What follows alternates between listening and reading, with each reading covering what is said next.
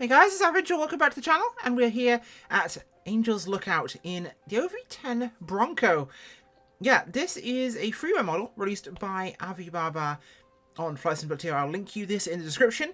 You can get a copy of this yourself. It's still very much early access, it's not finished yet, but it's definitely getting along really, really well. Now, we'll talk about more when we're in the air. I want to get started and get through this first and nice and early, because this is my fifth time trying to record this video. Because Flight Sim decided to kill itself 3 times, and everything else I try to do always tries to find a way to screw me over. So, you'll excuse me while I just turn off my headset and take us out into the third-person view. We'll have a quick look-see-doodle around. Now, the OV-10 Bronco is a light attack observation aircraft developed in the 1960s 'to fill a niche that at the time existed, things like the O-1 and the O-2 Bird Dog. Of course, Skymaster as well that helped in that niche. This was turboprop, of course, more power, carries more weight, more munitions to be a light attack forward air control aircraft as well, and of course also do its observation work. Now this is the US Navy one. You've got different versions, including Thai Air Force, a forward air control one, or Colombian Air Force one. You've got Navy, Air Force, Marines, Germans test scheme, and a few others, of course. And I'm sure we'll see plenty of people making ones. This is very white, which makes me think I could really see a Cal Fire one on this at some point. For a freeware model, decently well made. It's obviously not a perfect model around the engine nacelles there, but, you know, not terrible. Not a great level of detail on the actual wings or panels. Now in the aircraft, the real one, and there seems to be a lot of kind of ambient occlusion kind of meshing out onto the actual surface, which isn't great. But in the actual aircraft, this hinge is open to be a cargo bay. Now you can either get a litter or 2 in there. A couple of paratroopers, probably about 4 max. If you're dropping troops, you wouldn't have the back door on it at all. It would be open there. But it has 3 hard points under there for either Hellfires, no Hellfires, sorry, those words around then. Stingers, which could be on the wing points, I believe, and you can have 500 up to 500 pounds of bombs. You can carry, of course, there's probably, I forget which type of rocket they had at the time. Those would be 4, and if you notice, those have gas tubes. You are correct. That's because there's a 4 M60 machine guns in the little wing sponsons there, and a drop tank. Now this is the Navy one, as I mentioned. Let's get ourselves started up and good to go here. Now it should be a relatively simple process if I put my controller down properly without hurting anything. Batteries and alternators are on. Starter panel here. Ignition and feather. So this is the unfeathering. So we're going to make sure we are in auto. So starters are on.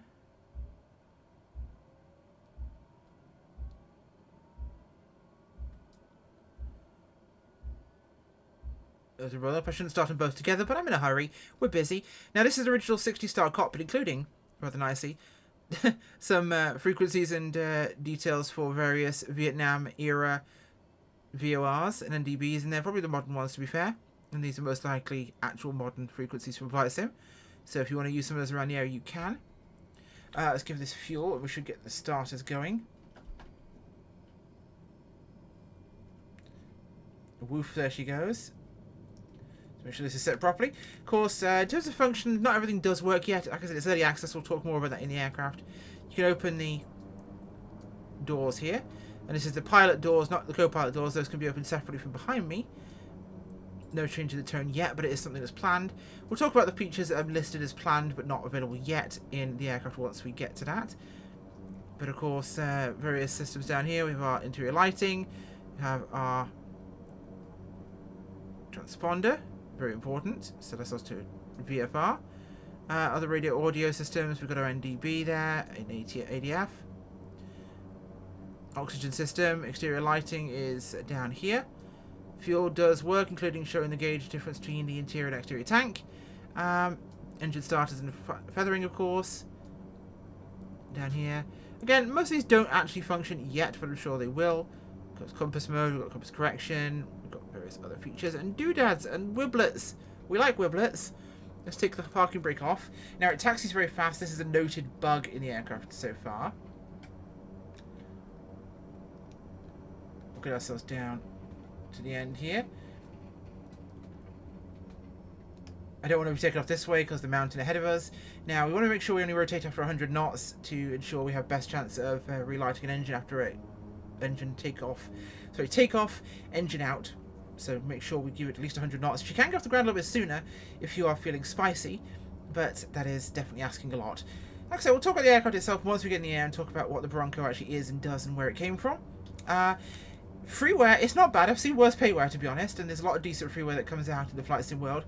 And this is the second update version, of course, of the freeware release. So there's going to be more. The developers are actively working on this and they're improving things as they go. So we'll see things like TACAN added, we're going to see some other features added to the cockpit, and we'll see other variants of the aircraft. Hopefully, like I say, we'll see some of the civilian ones. I'm not sure where my house went to. I haven't actually gotten rid of the, or changed my scenery packs, but for some reason the house has despawned. Go figure. Alright, let's get turned around here. Do we have flaps? I don't have flaps. I do have flaps now. Condition is full. Props are full. Alright, let's rock and roll, baby.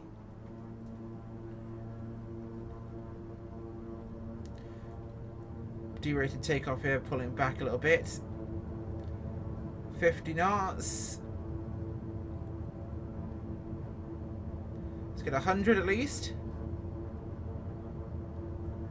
These trees are getting awful big. 100. There we go. Gear coming up. Which retract there into the sponsons and under the nose. Nice and easy. Pull the flaps up as well. Now you see what an amazing view this thing has. We're in British Columbia, so we get a great view anyway, but look at the amount of view we get from this aircraft. No wonder it was great for observation, right? Roll over here. Tons of visibility everywhere. Absolutely loads. Really can't help but see lots, which is, I suppose, very useful and practical for an aircraft designed specifically for this purpose. Now, let's go to the aircraft itself. Now, in terms of things they're talking about that I'm suspecting we'll see, we'll talk about the shoulder harness being ugly. I mean, it's not terrible. I could think of worse issues. Taxi speed is fast. It's pretty realistic, but the normal mitigating action is not working. So the cargo bay will be functioning, I suspect. There may be original sounds. These aren't, of course, actual correct Bronco sounds. No ice visibility yet. There'll be side view to the propeller eventually. Sound should eventually change when we open the doors in flight, and they shouldn't necessarily be able to open when flying. Some issues in terms of glitchiness and some bugs, but they are working on those. Now the Bronco itself. What about the Bronco? Now this aircraft, of course, was the light turboprop attack and observation aircraft. And it was developed in the 1960s as a special aircraft for COIN, which is counterinsurgency combat. Now, one of its primary missions was as a forward air controller. Now, this means it can carry up, in addition to that, it can carry up to 3,200 pounds of external stores. Now, internal loads such as paratroopers or stretchers can be carried, not many of either. Special operations would be really its kind of goal there, and LRRP teams most likely in Vietnam. It can loiter for 3 to 4 hours, which is very, very useful. Now, it was originally conceived in the early 60s through an informal collaboration between H.W. Beckett and Colonel K.P. Rice of the Marine Corps, who met at Naval Air Weapons Station China Lake. And they happened to live near each other. An original concept was for a rugged, simple, close air support aircraft that integrated with forward air control operations. And at the time, the Army was still experimenting on armed helicopters. Guess where that went into? Gunships. Of course, we had things like the AH-1. And the Air Force really wasn't interested in close air support at all, just observation and forward air control. Now, the concept was to operate from expedient forward bases, using roads as runways and dirt even. Speed was to be from very slow to medium subsonic, with kind of much longer loiter times than a pure jet. Efficient turboprop engines would be very, very useful, of course, and better than a piston engine. And weapons were mounted on the centerline to give efficient, unranged aiming. Basically, they really favoured strafing weapons on this aircraft, such as self-loading recoilless rifles. We of course have unguided rockets, 20mm cannon, or 4 M60 machine guns. Now, its whole purpose was to basically be a stol aircraft. It was to operate from these small forward bases and to provide support, reconnaissance, to help attack for things like special operations teams, LRRP teams. Now, the O1 Bird Dog and the O2 Skymaster were both seen as obsolete, I should say at the time. Too slow, too small load capacity. This was seen as the modern replacement, really. Seen as a much newer and better aircraft. Now, what's it equipped with? This thing runs a pair of Garrett T-76G 420 turboprops, putting out 1,000 shaft horsepower each. This version has 760 horsepower, so it's an earlier version of the engine, with 3-bladed Hamilton standard props. Max speed of 250 knots. We're looking probably at 240 to 230 in cruise, set up for that, wherever you want it to be configured. Combat range is under 200 nautical miles with 1,200 ferry range. You can get up to 30,000 feet. And takeoff run to 50 meters is 1,200 feet. In general is 740. Landing run is 740 and 1,200 at maximum takeoff weight. So there's a landing rating with maximum takeoff, and it's about 1,200 feet again from 50 meters. So stall performance is about 1,200 feet, which is pretty good for a twin turboprop. We talked about armament already, and I'm knocking everything off my desk. It's clatter, clatter, clatter. When are my videos organised? When do I not make a horrific sound as I knock a metal ruler onto the floor? That would be too easy. So, like I said, the aircraft is free. It does have a manual, which has got some normal procedures, and abnormal procedures as well for you. It even teaches you how to eject in Flight Simulator, because of course this aircraft does actually have ejector seats in real life. So it's a turboprop with ejector seats, which was one of the earliest ones, I believe, at least in Vietnam. But yeah, the way to eject in MSFS 2020 is to hit Alt F4. If you don't believe me, try it. See what happens. You totally eject. Oh. There we go, we're at the fork in the road now. And of course, there's no GPS in this. Now, this is something I think would make a good addition to this in terms of a sim aircraft. Is we're not going to get very far with just having ADF and maybe one navigation radio. For the sim purposes, it would be nice to be able to switch out the nav radio over here with something that gives us a 530, because this whole block here could take a 530. Give us the ability to actually switch, have that as a 530 if we wanted to, like a more modern aircraft operated, because say if someone starts doing NASA, or we get liveries for Cal Fire, which is what I will fly the heck out of, they have GPS in their aircraft. It would be nice to be able to have the option. It's modern navigation. It gives us the airspace information. It gives us quick on-hand flight information with modern systems, where a lot of stuff is RNAV now. They're kind of becoming necessary. Oh, there's Bella Cooler. We'll just back off the power a little bit here, and we'll try and slow down. Let it sit there and maybe beta lose some speed here. But I really would like to see that as an option. Really useful. In terms of Cal Fire, yes, a firefighting agency, if you've not heard of them outside the US.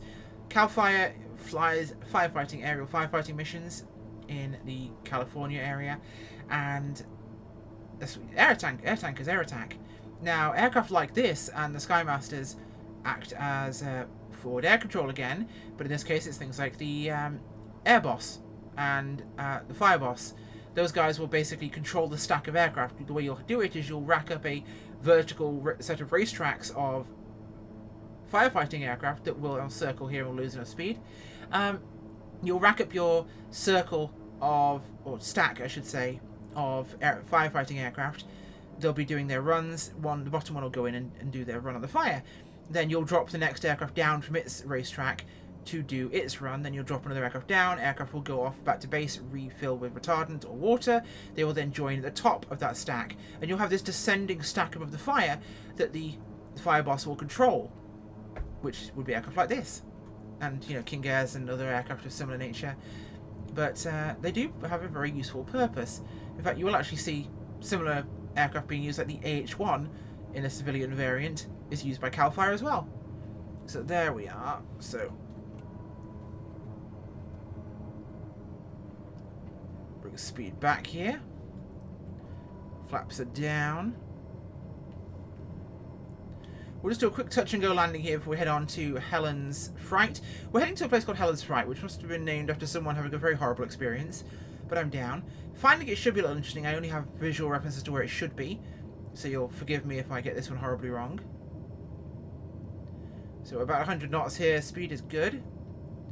Advance my throttle slightly just to make sure we're not sitting in beta range, because the bottom of my notch here, I know it's not particularly fond of. Aircraft's very controllable at this speed. No major hiccups or concerns. Big visibility on the runway. This is the one thing I love about it. So much of a view here, and great speed. Makes for a great aircraft to fly around and enjoy in.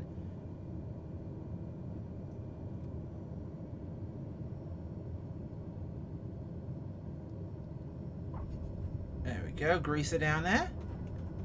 Flaps coming up, and we're advancing throttles.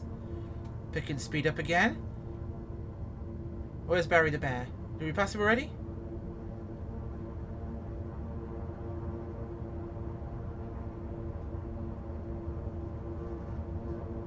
That's the end of the runway. Ah! Gear up. Yeah, we kind of got a little bit excited there. Let's go do a little bit of Vietnam before we run out of river to play with. Yes, yes, yes. Don't tell me I'm angle of attack stalling. Okay, let's get down in the river here and party hard. The way we were meant to. Because if I'm not flying this thing lower than snake crab, am I even flying it?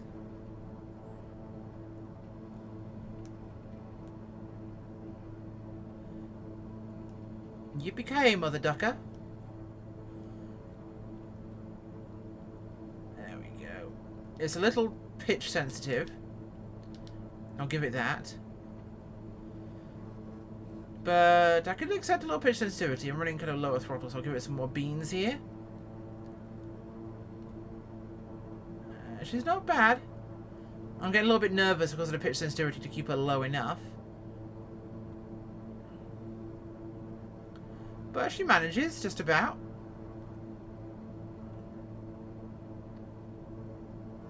Yeah! This is fun.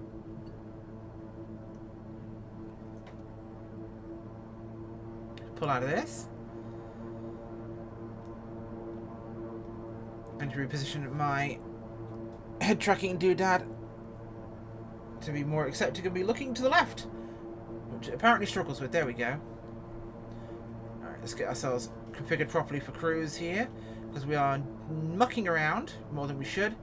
Now I may have to pull up the VFR map, shock horror, if I get lost here, because I'm running on reference to a headland only, so we'll see if this works. But we should be able to find Helen's Fright. No problemo. Wunderbar, wunderbar, wunderbar. Okie dokie dokie dokie. I do love dabbling with some of the newer freeware aircraft that come out, because there are some exciting releases we see, and ones that I think are a lot of fun. This definitely will qualify under a lot of fun. And I'd really like to live in that town. That looks really pretty down there. Probably don't get Amazon deliveries very well, but it's kind of cool. It'd be so pretty out here. Okay. Now I've got the little harbour down there. I will say, for visibility, this aircraft is stunning. Absolutely perfect. Yeah. Some logs down there. A little harbour. Got a ferry parked in the slipway. Got more logs down here, because lumber's a huge part of the industry out here. You'll note they have them all kind of dammed up there. They'll just float them to the sawmills. Easiest method possible. Right, now this should be, I think, ahead what I need to be looking for. I think it needs to be past here and around the corner. At least I'm guesstimating. I'm going to cheat now because I really don't want to mess this up and fly 20 minutes past it, so... No, it's not here. It's there. Okay. So past here, then the next left is what we're looking for. Next left. Cool. We can do next left. Alright, let's get our nose down here and be level flight and get some good running out of this aircraft.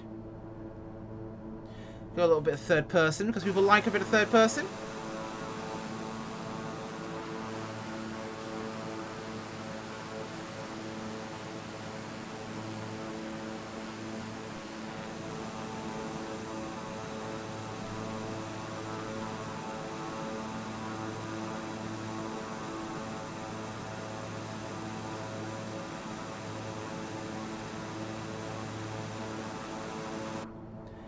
Of course, they're very borrowed PT6 sounds, but they'll do the job. I won't quibble. It's free. You know, there are a lot of things I could quibble about, and that's not one of them.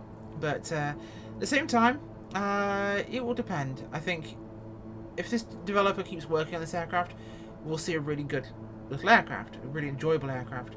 I think it needs that. Now, there have been several features that have been talked about, like the gun sight. I can't make the gun sight work. I don't know if I'm doing something wrong.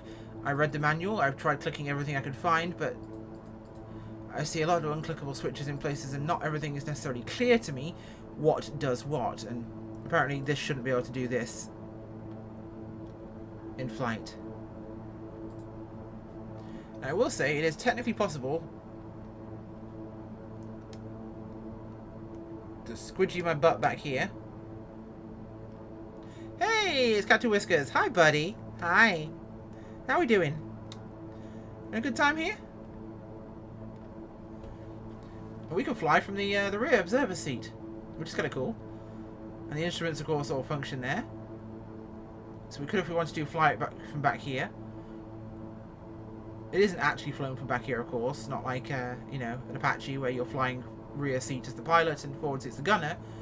But that's a stepped cockpit where you've got more visibility. This is not that. But you can, of course, you've got landing, you've got all your controls separately. So it's nice that they actually included that.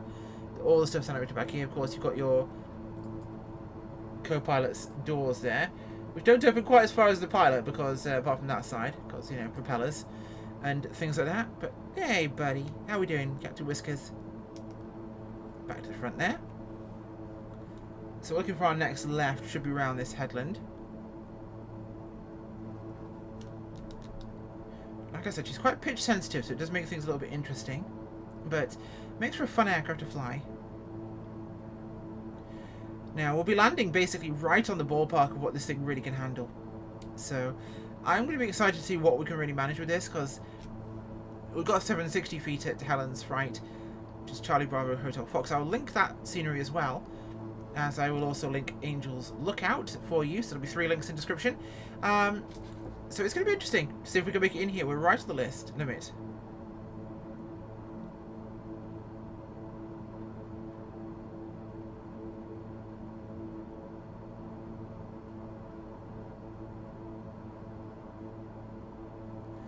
Should be right up here. Past this bit there and around the corner. And we should be at where Helen's Fright is.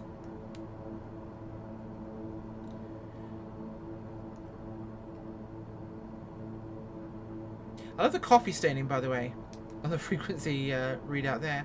It's the little nuances that I think add a lot of personality to an aircraft that you don't often get with many others. So it is nice to see little bits of use and wear and tear, because aircraft are used, aircraft are lived in, aircraft are operated by people, and people leave their mark behind.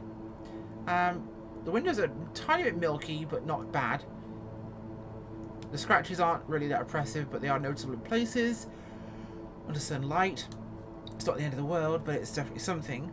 Like I say, an option to have slightly more modernised instrumentation would be wonderful, and a bit less reflection in those glass instruments in the cockpit. They are hyper reflective to the point of being a little bit difficult to see, and maybe a little bit low poly in the glass. Like the glass discs there could be better. They could be a little higher quality.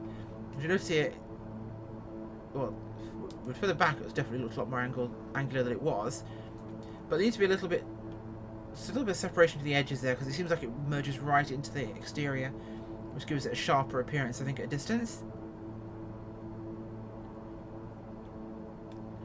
Oh. Yeah, struggling to find a nice sensitive, nice happy pitch for this. It seems to want to constantly seesaw between too much nose up, too much nose down. Like it's not quite comfortable anywhere.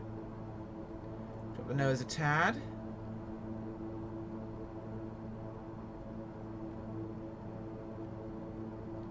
Little bit of pitch trim. There we go. She's found somewhere she's happy. Take my feet off the darn pedals and it might actually fly straight if we're careful. Oh god. Yep, we're about straight, said the bishop to the lady. To the bishop to the actress, sorry, that's the one. Keep remembering, or poorly remembering my old anecdotes. And there he goes climbing again. I've not changed anything and we're climbing. She really won't hold a pitch particularly nicely. Maybe it's to do with how pitch sensitive the aircraft feels, but I'm not sure. Now, in terms of what we have from the developer, like I said, we mentioned a number of those things that will be changes that will be coming. Of course, it does say the real one is, just like the real one, it's a little underpowered, especially in warm weather and high takeoff weights, so be aware of that. Now, it is to be updated as he goes. He's got a good list of upgrades and tips, should we say, and tricks for how to operate the aircraft best. And you'll be able to see those. And apparently there's a way to not show the weapons or sponsons, and it's civ or mil after its descriptor. Ah, interesting. In the aircraft CFG. So you can actually modify for a livery what version of the aircraft you have and whether it has sponsons or not. Proper way to use the engine to take off. Full power, not a red line. Yellow light acceptable for 12 seconds. Blue arc for no longer than 30 seconds after takeoff. Are we in the blue light? Blue arc currently? Oh bloody hell, we're too hot. Slow down. We shouldn't be in the blue arc. I'm an idiot. I've blown up the aircraft already. And we shouldn't be at condition full. We should be... Wait.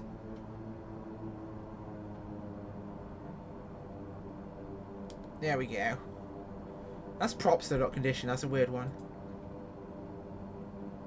There is a manual included. It's not super detailed, but it's not bad either. Right, now we need to look for Helen's Fright. Because it should be on here somewhere. And I'm not sure where that is. I may have to get help. I'm going to accept help. Because I am a stupido and there's no way I'm finding this thing on my own. I mean, we appear to be on the rough course, so I'll trust it this time. And see what we come up with. And see if we can use this aircraft's amazing observation capabilities to observe the airport. But it's 760 feet of dirt, so this could be really small. But there's a lot of trees, so anything that's not trees for 700 feet should be pretty obvious, we think.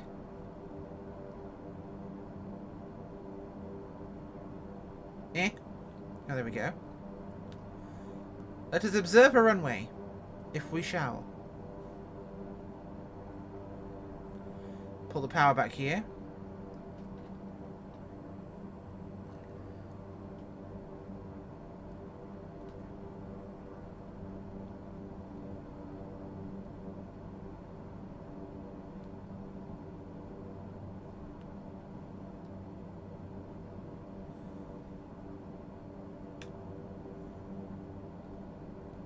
Gotta be around here somewhere.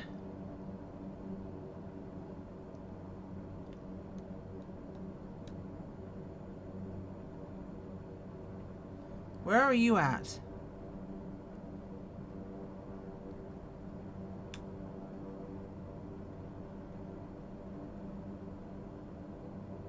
I don't see it, do you? I could be crazy. Something to do with rubber rooms and rubber frogs.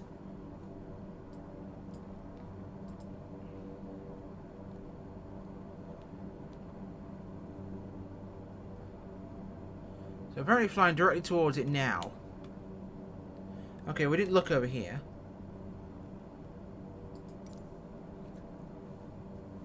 Oh, bloody hell. Oh, God, okay. Oh, this is going to be interesting. This is going to be real interesting. Let's get ourselves set up for this one, shall we? And work out what the heck we're doing. What are we doing? Gear down. Follow the ridgeline along and pray we don't get ourselves murdered.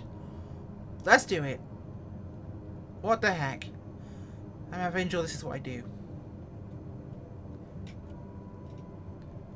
Flaps 2 notches. There's the ridgeline. Props full forward. That's all fine. Everything's configured. Gear is confirmed down. Flaps confirmed down. Props are just shy of idle. We'll do it a bit more beans here. I don't want to get too slow. Although it can go real slow, but we're going pretty slow right now. This is going to be interesting, and I'm a bit high up here, so let the power drop off. This is going to be interesting. That is spicy spot.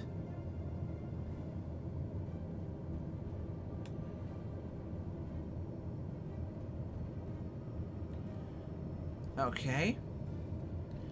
I feel like we're going to make this. Probably. Who put an airport here? Who put an airstrip here? I mean, it's probably one of the flattest places they've got, so I get it, but still. Okay, we're committing. I'm going reverse as now. Stop, you swine! Please stop. Thank God. Okay. Little clunky. I'll give you that.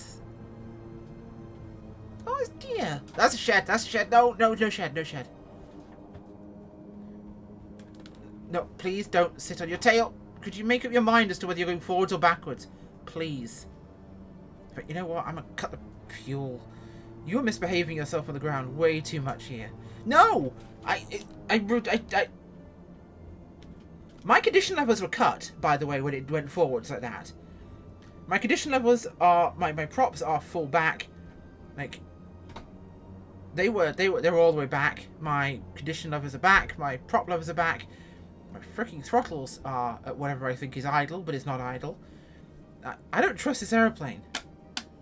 Power off. Okay, just go back here. Get cut off. You stupido. Squashing the deer as well. Oh, hello. There's a thingy. Yeah, so that wasn't my fault. That's the aircraft being weird, okay? Don't blame me. Because I pulled my levers back to cut off like normal. That is tiny, and that is a massive pain to land on.